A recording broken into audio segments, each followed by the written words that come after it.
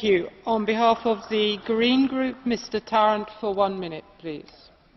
Gonna be in Estonian, so headphones, please.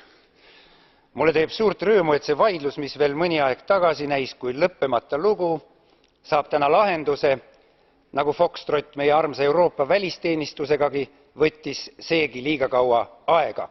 Aeglane Foxtrot ent paneb selja valutama ja partner võib pettuda. Partneriks pole aga keegi muu kui meie kodanikud. Loodan, et see uus demokraatia vorm õnnestub ja me ei peta oma kodanike ootusi. Minu jaoks oli debati kõige kurvem asi liiga sageli avalduv umbus kodanike ees, kartus, et kodanikud tulevad lagedale arulagedate algatustega. See on põhjendamatu hirm, küll me näeme. Ja ma sooviks ka Mr. Šefčovič, et komisjon hakkaks rohkem usaldama oma kodanikke.